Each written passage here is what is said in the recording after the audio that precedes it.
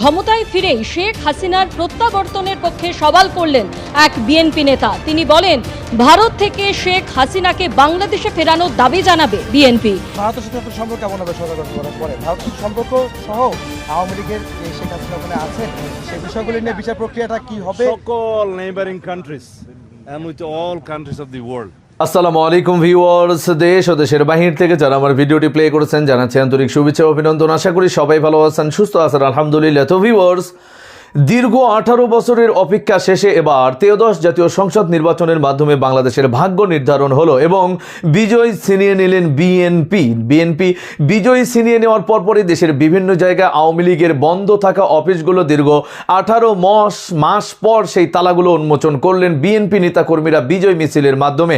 তার মানে কি বোঝা যায় যে 26-এর এই ইলেকশনের বিজয়টা এটা বিএনপির নয়, বরং আওয়ামী লীগ ও ইন্ডিয়ার। সরাসরি তারেক রহমানকে এবার ফোন দিয়ে শেখ হাসিনার প্রত্যাবর্তন নিয়েও নানান ধরনের ইস্যু তুলে কথা বলেছেন নরেন্দ্র মোদী এবং দুদেশের সম্পর্কটা ঠিক আগের চেয়েও উন্নতি করার জন্য সালাউদ্দিন আহমেদকেও কিছু ইঙ্গিত প্রদান করা হয়েছে। সর্বশেষ শেখ হাসিনা অতি দ্রুতই বাংলাদেশে আসছেন, শুধুমাত্র তাকে আনার জন্য ব্যবহার করা হবে একটি অস্ত্র, সেটি হলো তার বিচার করার জন্য আনা হচ্ছে, কিন্তু মূলত না, তাকে পূর্ণবাসনের জন্যই বিচারের নাম মাত্র দিয়েই দেশে পুশিন করছে এবার ভারত। আসুন বিস্তারিত আপডেট জানবো আমরা রিপোর্টে। সো ভিডিওতে যাওয়ার আগে ছোট রিকোয়েস্ট করবো, যারা চ্যানেলটি সাবস্ক্রাইব করেননি সকল আপডেট সবার আগে জানতে অবশ্যই চ্যানেলটি সাবস্ক্রাইব করে পাশে রাখবেন। দর্শক আসুন স্ক্রিনে।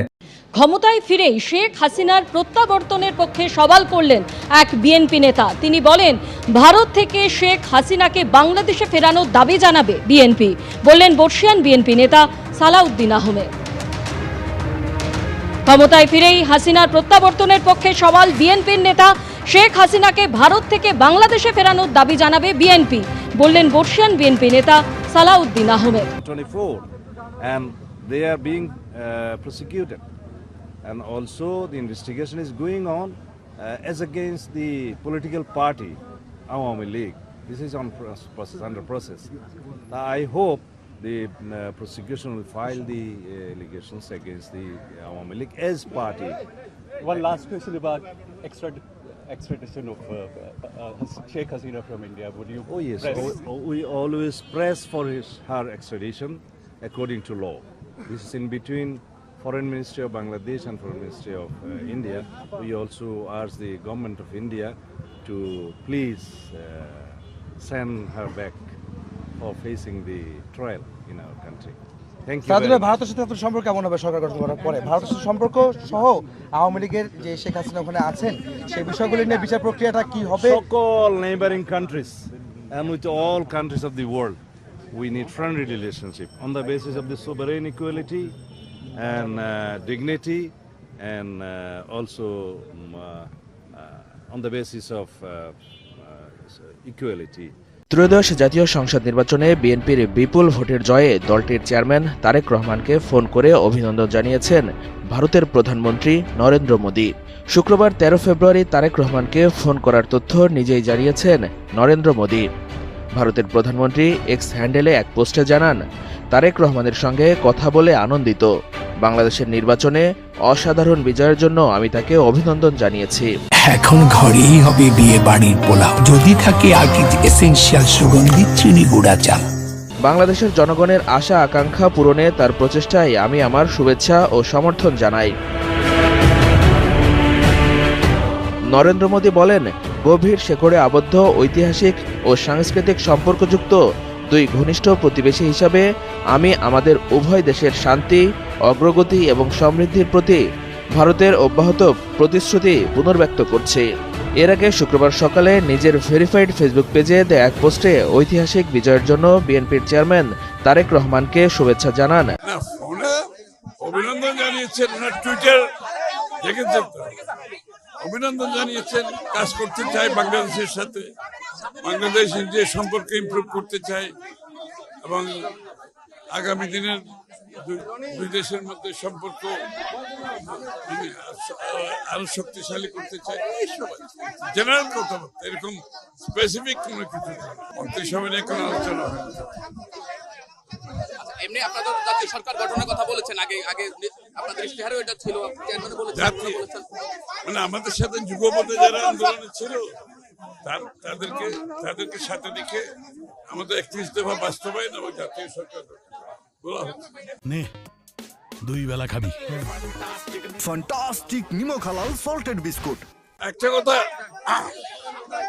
একটা কথা বুঝতে হবে যে বাংলাদেশের, এই কথাটা আমি প্রতিনিয়ত বলে যাচ্ছি, বাংলাদেশের যে কোনো কঠিন সময়, যে কোনো ক্রান্তি লগ্নে বাংলাদেশের মানুষ বারবার বাংলাদেশ জাতীয়তাবাদী দলের উপর আস্থা রেখেছে। এবারও সেই কাজটা বাংলাদেশের মানুষ বাংলাদেশ জাতীয়তাবাদী দল এবং তার নেতৃত্বের উপর আবারও আস্থা রেখেছে। বিগত দিনও ক্রান্তি লগ্নে কঠিন সময়ে যখনই আসছে সেটা বিএনপির উপর আস্থা রেখেছে। এবারও তারা তাই করেছে, কারণ তারা জানে একমাত্র বিএনপির মাধ্যমে যে কঠিন সময় থেকে আমাদের উত্তরণ ঘটাতে হলে বিএনপির মাধ্যমে সেটা করতে হবে, বিএনপির নেতৃত্বের মাধ্যমে সেটা করতে হবে। এবং বিএনপির নেতৃত্বে তারেক রহমান সাহেব উনি যে পরিকল্পনার কথা বলেছেন, যে প্ল্যানের কথা বলেছেন, এটা বাংলাদেশের জনগণ এটার উপর আস্থা রেখেছে।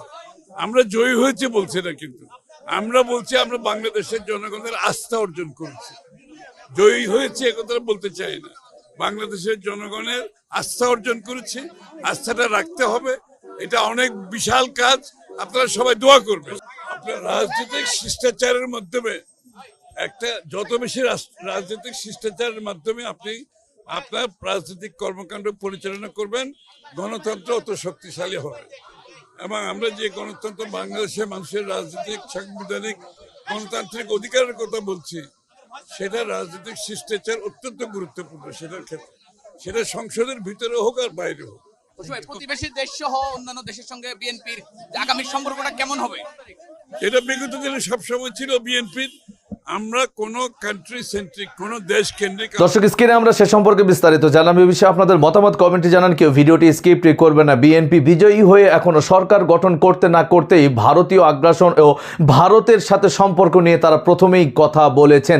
এদিকে জামাত সহ ওসমান হাদি সহ যে যত বিচার কার্য এখনো বাকি রয়েছেন আওয়ামী লীগের ঊর্ধ্বতন মন্ত্রী নেতাকর্মীদের, সে বিষয়ে তাদের কোনো গ্রহণযোগ্যতা নেই। বরং আগে ভারতকেই ঠিক করতে হবে বিএনপিকে, না হলে ক্ষমতা টেকসই করা যাচ্ছে না, এমনটাই বোঝা যাচ্ছে। বিস্তারিত আপডেট আরো জানবো রিপোর্টে। বিষয়টিকে নিয়ে পারস্পরিক আলোচনা সমালোচনা তৈরি হচ্ছে। কেউ কেউ মনে করছেন তিনি সম্প্রীতির বার্তা দিয়েছেন, আবার কেউ কেউ মনে করছেন তার এই কাজটা ঠিক হয়নি, হিংসা রাখতে হবে। যেভাবে বিএনপিকে আওয়ামী লীগ প্যাকেট করে রাখছিল, বিএনপিরও উচিত আওয়ামী লীগকে প্যাকেট করে রাখা, কারণ তারা এখন সরকারে আছে। বিএনপির সাথে আওয়ামী লীগ যা যা করছে তা তো আবার বিএনপিকে আওয়ামী লীগের সাথে করতে হবে, তাহলে সমানে সমান। এখন যারা নির্যাতিত হয়েছে, নিপীড়িত হয়েছে, তাদের মনে এটা থাকা খুব স্বাভাবিক। ভাই, আমরা বাংলাদেশের মানুষ, এখানে আমরা আসমান থেকে ফেরেস্তা টপকে পড়িনি। কিন্তু এই সকল কিছুর বাইরে এক ব্যতিক্রমী ঘটনা ঘটিয়েছেন একজন নেতা। ভোটে জয়ের পরদিনই আপনার কার্যক্রম নিষিদ্ধ থাকা এখন পর্যন্ত আওয়ামী লীগের একটি দলীয় কার্যালয়ের তালা খুলে দিয়েছেন পঞ্চগড় সদর উপজেলা বিএনপির সভাপতি আবু দাউদ প্রধান। আওয়ামী লীগের নেতাকর্মীরা প্রশংসায় ভাসাচ্ছেন। যারা রাজনৈতিক বিশ্লেষক আছেন তারা মনে করছেন যে না, এটাই হওয়া উচিত আগামীর বাংলাদেশ, যে আমি মন্দ তাই বলে কি তুমি মন্দ তাই বলে কি আমি ভালো হব না। ওই যেটা কবিতা ছিল, আমার ঘর ভাঙে যেবা আমি বাঁধি তার ঘর। বাস্তবতা তো উল্টা, আমার ঘরের দিকে তাকালে তোমার ঘরটা আমরা আউলাই দিই। বাট সেখানে আবু দাউদ প্রধান তিনি করেছেন ভিন্ন ঘটনা। তো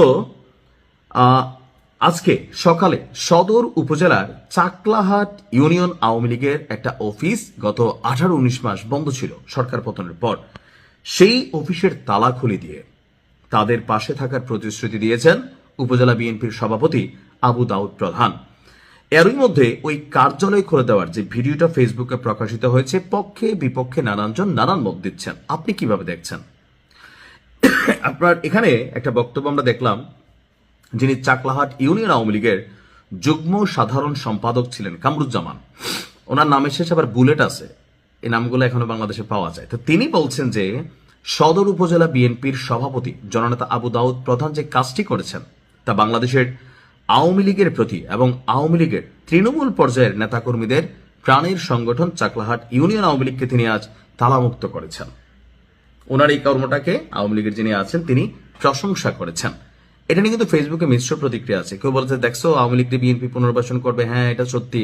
আবার কেউ বলছেন যে না ভাই, একই এলাকার মানুষ, কেন আওয়ামী লীগ খারাপ করছে দেখে তো আওয়ামী লীগের এরকম পতন হয়েছে, তো বিএনপি যদি খারাপই করে, বিএনপি যদি একই কাজ করে, তাহলে আর মন্দের ভালো কি ছিল? এখানে যার যার পয়েন্ট অফ ভিউতে তার তার মন্তব্য। এসব ইউনিয়ন আওয়ামী লীগের সদস্য এবং মুক্তিযোদ্ধা আবুল হোসেন তিনি আবার বলছেন যে আমাদের নামে মিথ্যা মামলা হয়েছে, সেখানে যেন আমাদেরকে রক্ষা করা হয়। সেই অনুরোধ জানাচ্ছি আমার মামা আবু দাউদ প্রধানের কাছে। এখন হয় কি, আমরা যারা বাংলাদেশের জনগণ আছি, আপনি একই পরিবারে দেখবেন এক ভাই বিএনপি, এক ভাই আওয়ামী লীগ, এক ভাই জামাত, আবার জামাই করে বিএনপি, বউ করে নৌকা, এরকম আছে না? মনে মনে আছে। অথবা মামাতো ভাই একটা করে, ফুফাতো ভাই, পুরা এলাকার মানুষগুলো তো আমরা একটা পরিবার। তো যখন রাজনীতিতে দর্শক, স্ক্রিনে আমরা সে সম্পর্কে বিস্তারিত জানলাম। সো ভিডিও এই পর্যন্ত, ভালো লাগলে লাইক অ্যান্ড কমেন্ট করবেন। দেশের সকল আপডেট সবার আগে জানতে অবশ্যই চ্যানেলটি সাবস্ক্রাইব করে পাশে রাখবেন। দেখা হবে পরবর্তী ভিডিওতে ইনশাআল্লাহ। আসসালামু আলাইকুম ওয়া রাহমাতুল্লাহ।